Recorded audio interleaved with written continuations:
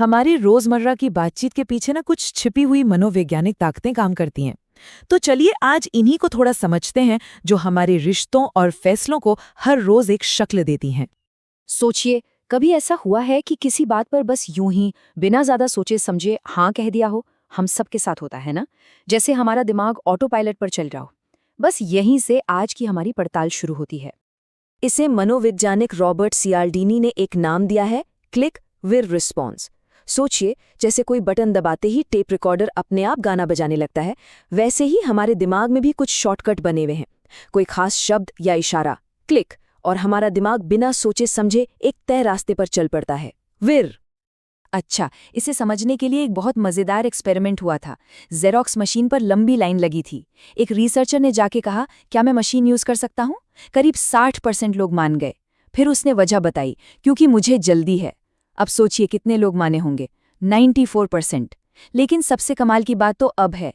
तीसरी बार उसने एक बेमतलब की वजह दी, क्योंकि मुझे कुछ कॉपियां बनानी है। अरे भाई, लाइन में खड़े सब लोगों को कॉपियां ही तो बनानी है। लेकिन पता है क्या, इस बार भी 93% लोग मान गए। मतलब असली खेल वजह का नहीं, क्योंकि शब्द का था। यही है वो दिमागी शॉर्टकट, क्लिक विर। तो अगर हम चाहते हैं कि हमारी बात का असर हो, तो उससे पहले हमें दूसरों को समझना होगा। और समझने की पहली सीढ़ी है एक ऐसा हुनर जिसे हम अक्सर भूल जाते हैं, और वो है सुनना।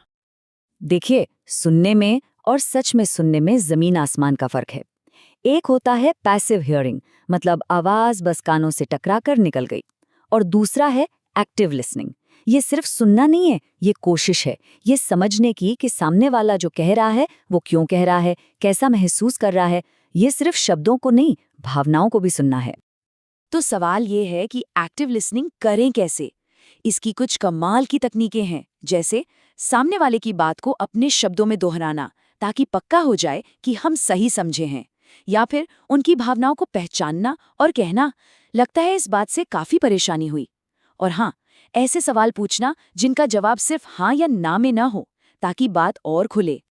लेकिन एक मिनट, ये सुनने में जितना आसान लगता है उतना है नहीं। डॉक्टर जॉन गॉटमैन ने क्या खूब कहा है कि जब रिश्तों में पहले से ही तनाव हो, तो एक्टिव लिसनिंग किसी से ओलंपिक लेवल की कसरत करने को कहने जैसा है, जबकि वो ठीक से चल भी ना पा रहा हो। मतलब ये कोई जादुई छड़ी नहीं है जो हर समस्या को सुलझा दे। ठीक है, तो जब हम किसी को अच्छे से सुन और समझ लेते हैं, तो बारी आती है अपनी बात रखने की। और अपनी बात को असरदार बनाने का सबसे ताकतवर तरीका क्या है? कहानियां। देखिए, कहानी सुनाना सिर्फ कला नहीं, ये तो पूरा विज्ञान है। जब हम कोई कहानी सुनते हैं ना, तो हमारे दिमाग में एक तरह का केमिकल रिएक्शन होता है। डोपामाइन रिलीज होता है, जो हमें चीजें याद रखने में मदद करता है। और अगर कहानी में दमदार किरदार हो, तो ऑक्सीटोसिन भी बनता है, जिसे इमोशनल कनेक्शन वाला केमिकल कहते हैं। इसी से हम दूसरों से जुड़ पाते हैं। एक अच्छी कहानी का असर बिल्कुल ऐसा होता है। वो उलझे हुए धागों जैसे विचारों को सुलझाकर एक सीधी, साफ लाइन में बदल देती है। सारा कन्फ्यूजन दूर और एक कनेक्शन तैयार। चलिए, अब बात करते हैं मनोविज्ञान के उन सिद्धांतों की, उन हथियारों की, जो हमें अपनी बात मनवाने में, या कहें कि दूसरों को प्रभावित करने में मदद करते हैं। सबसे पहला और सबसे शक्तिशाली हथियार है पारस्परिकता का नियम। ये बड़ा सीधा सा है। अगर कोई हमारे लिए कुछ करता है, तो हमारे ऊपर एक अनकहा सा बोझ आ जाता है कि हम भी उसके लिए कुछ करें, एक तरह का एहसान। इसका एक जबरदस्त उदाहरण है हरे कृष्ण समाज। पहले जब वो सीधे दान मांगते थे, तो ज्यादा सफलता नहीं मिलती थी। फिर उन्होंने एक छोटा सा बदलाव किया। दान मांगने से पहले वो लोगों को एक फूल देते थे, एक बिन मांगा तोहफा। और जानते हैं क्या हुआ? डोनेशन आसमान छूने लगा। वो छोटा सा फूल एक एहसान का बोझ बना गया। अच्छा, कभी सोचा है ये लिमिटेड टाइम ऑफर या लास्ट चांस सेल वाले विज्ञापन इतना काम क्यों करते हैं? ये है कमी का सिद्धांत। जैसे ही हमें लगता है कि कोई चीज या मौका हमारे हाथ से निकल रहा है, हम उसे पाने के लिए और बेचैन हो जाते हैं। खोने का डर पाने की चाहत से ज्यादा ताकतवर होता है। विज्ञापन की दुनिया तो इसी सिद्धांत पर ही चलती है।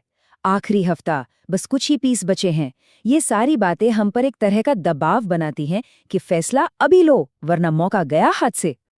तो इन सारे सिद्धांतों को, सुनने की कला को और कहानियों की ताकत को इन सबको मिलाकर देखते हैं कि आज के डिजिटल जमाने में हम बेहतर तरीके से कैसे बात कर सकते हैं। कामकाज की दुनिया में ना हमें अक्सर 4 तरह की कम्युनिकेशन स्टाइल देखने को मिलती हैं। कोई अपनी बात कहता ही नहीं, कोई सिर्फ अपनी ही कहता है, कोई घुमा फिरा कर कहता है और कोई अपनी बात साफ साफ और सम्मान के साथ रखता है।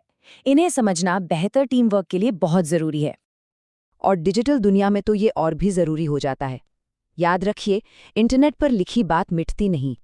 जो बात किसी के मुंह पर नहीं कह सकते, वो ऑनलाइन भी मत कहिए। वर्चुअल दुनिया का मतलब ये नहीं कि यहाँ कोई नियम कायदे नहीं है। तो आज हमने उन दिमागी ट्रिगर्स को समझा जो हमारे व्यवहार को चुपके से कंट्रोल करते हैं। अब जब हम इन ताकतों के बारे में जानते हैं तो एक बड़ा सवाल सामने आता है, इनका इस्तेमाल कैसे किया जाना चाहिए? सिर्फ अपनी बात मनवाने के लिए या फिर लोगों के बीच बेहतर और गहरे कनेक्शन बनाने के लिए? फैसला हमारा है।